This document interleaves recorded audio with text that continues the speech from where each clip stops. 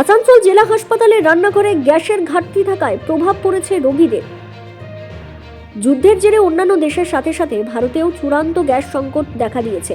সরকারি ক্ষেত্র থেকে শুরু করে বেসরকারি ক্ষেত্রে সব জায়গায় একই অবস্থা।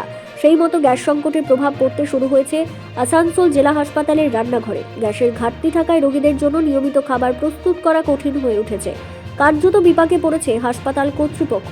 হাসপাতাল সূত্রে জানা গিয়েছে, প্রতিদিন গড়ে প্রায় 700 থেকে 750 জন রোগীর জন্য এখানে খাবার তৈরি করা হয়, কিন্তু গ্যাসের ঘাটতির জেরে রান্নার কাজ চালিয়ে যাওয়া রীতিমতো কঠিন।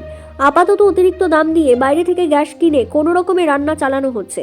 এভাবে দীর্ঘদিন কাজ চালানো সম্ভব হবে না বলে আশঙ্কা করছেন হাসপাতাল কর্তৃপক্ষ। গ্যাসের ঘাটতির কারণে হাসপাতাল চত্বরে থাকা ক্যান্টিনেও রান্না করার সমস্যা হচ্ছে। তবে এই অভিযোগ মানতে নারাজ বিজেপি নেতৃত্ব। তাদের দাবি, গ্যাসের তেমন কোনো ঘাটতি নেই। কিছু অসাধু ব্যবসায়ী অতিরিক্ত মুনাফার লোভে সিলিন্ডার মজুত করে কৃত্রিম সংকট তৈরি করছেন এবং সাধারণ মানুষকে বিভ্রান্ত করছেন।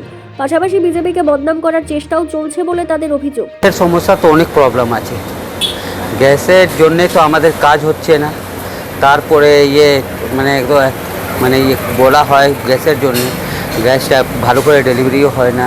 গ্যাসের এত দাম বেড়ে গেছে, গরিব মানুষের অনেক অসুবিধা হয়। তোমাদের এখানে বেসিক্যালি রান্নাটা কাদের জন্য? রুগীদের জন্য হয়। টেনশন তোমাদের আছে? না, টেনশন তো থাকে, কীরকমভাবে সময়ে খাবার দেওয়া হোক রুগীদের। গ্যাস যদি ঠিক মতো না পাওয়া যায় তাহলে বন্ধ করতে হবে। কয়লার এত দাম হয়েছে, কয়লা তো সেরকমই বন্ধ হয়ে গেছে এখন। আপনার নাম? আমার নাম হলো রাজেশ প্রসাদ। আপনি কী করেন? খাবার দিয়ে রুগীদের সব রকম কাজ করা হয় এখানে। দেখুন, গ্যাসের যা সমস্যা, এইরকমভাবে গ্যাসটা চলতে চাইলে আমাদের রান্না বন্ধ করতে হবে। মেন কথা যে 700 থেকে 750 সিলিন্ডার আমাদের পেশেন্টের রান্না হয়। পরিষেবা না পাওয়া যায় তাহলে অবশ্যই বন্ধ করতে হবে। আমাদের মাসে 30টা থেকে 35টা আমার গ্যাস লাগে। এইভাবে চলতে গেলে কিচেনটা কী চলবে, আর রুগীরা কী করে পরিষেবা পাবে, তাই নয়? এইটা আমার বক্তব্য। মানে আশঙ্কা আছে বন্ধ হওয়ার? এখন আছে, এবার কয়লা লাস্টে বন্ধ, আমরা কয়লা পাবো না কাঠ পাবো সেটা তো সমস্যা না। কারণ কয়লার এত দাম বেড়ে যাচ্ছে, গ্যাসের থেকে কয়লার দাম বেশি। হ্যাঁ, এই হচ্ছে ব্যাপার। আপনার নাম? আমার নাম মন্টু দাস। এখানে কী করেন আপনি? আমি এখানে রান্না করি, কিচেনে রান্না করি আমি। গ্যাস যদি না পাওয়া যায়, আমাদের তো হাতে কিছু নেই।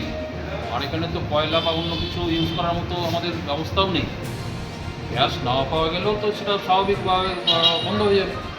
আমরা কীভাবে কোথা থেকে জোগাড় করবো? আপনি অলরেডি 1500 টাকা 1800 টাকা সিলিন্ডার 3-এর উপর চাইছে, 3000-এর উপর চাইছে। আপনার নাম? আমার নাম অসীম। আসানসোল থেকে কাজল মিত্রের রিপোর্ট, বিগ নিউজ বাংলা।